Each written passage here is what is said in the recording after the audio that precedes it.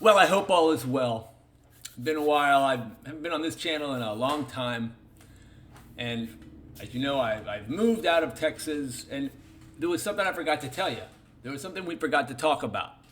I mean, we talked about stocks, we talked about crypto and precious metals and whatever else. I don't think once I ever talked about bonds, right? Bonds, normally they're extremely boring. Yeah, whatever.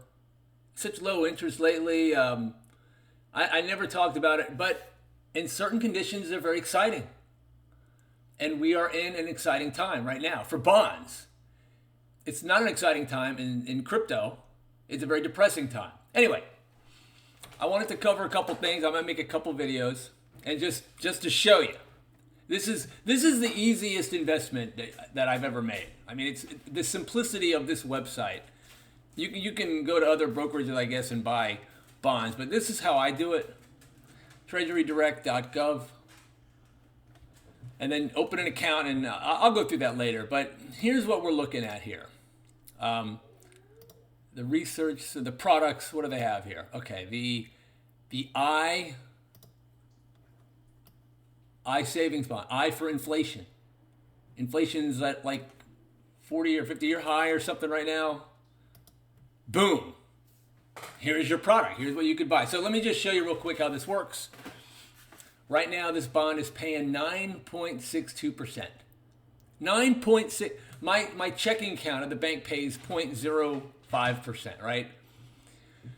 So this is a very attractive product. And here's the conditions of it. This is, you can make a maximum purchase of up to $10,000 a year. Minimum is like $25. So, when I was thinking about if you're in high school or whatever, $25, yeah, that's not going to make you rich.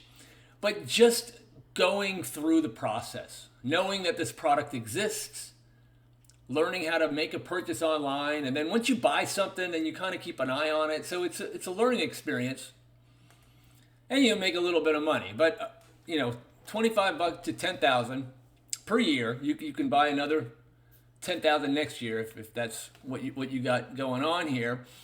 And here's how it works, right? So right now, if you buy it, it's going to start accruing interest at 9.62%. And the way this works is that it does it semi-annually, twice a year. Every 6 months, it'll reset. So if I buy it now, I'm going to be getting 9.62% annually, but it's going to be rated each month. And then after 6 months, that rate is going to adjust. It could go up, it could go down. So let's just say right now it was at 8%. So you'd be getting that 8% for 6 months. And let's say after 6 months, it goes to 10%. So at the end of the year, you would have gotten 9%. All right, there you go. So that adjusts every 6 months. So maybe it'll go up. The way things are looking, who knows, right? And then, of course, you have to hold it. You got to hold it for a year. And after 1 year, you're then eligible to take money out. You can cash it in, but you'll receive a penalty. They'll deduct the last 3 months of interest, right? So the bonds are in interest for 30 years unless you cash them out first, right? You can cash them after 1 year. But if you cash them before 5, you lose the previous 3 months. And they give you an example. If you cash it in at 18 months, you'll only get the first 15 months of interest. So there is a small penalty, but there's always some catch, right? They're trying to hold on to your money. But after 5 years, but anyway, I mean, this is an opportunity, a place to park cash. Here's an example. Like, as you know, I sold my house, and I mean, you can find my address and look it up on Zillow and find out, basically what the price was. So let's say you sell your house. What do you do with that money? Just leave it in the bank?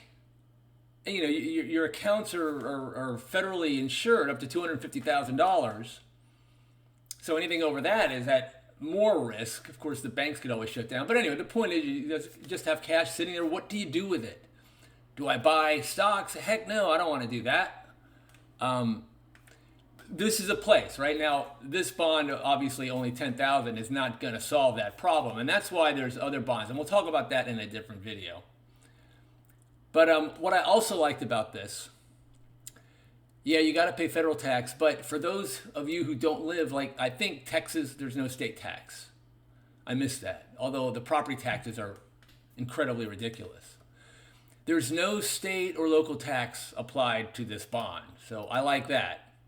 And where did I see it? There was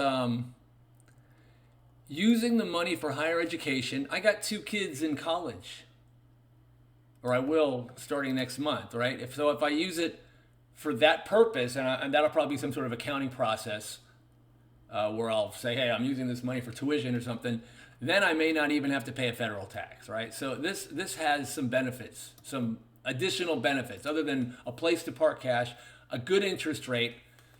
I mean, it's a government bond, right? If the government defaults on my bond, I'm going to have bigger problems than just not getting my money back. So it's pretty secure, and it's very simple. I mean, if you wanted to open this account, let's see, Treasury Direct, open an account, and then there's just these basic steps, right? Apply now. You're an individual. Yep. Submit, and then you put your name, last name, and then you'll need a social security number and a driver's license.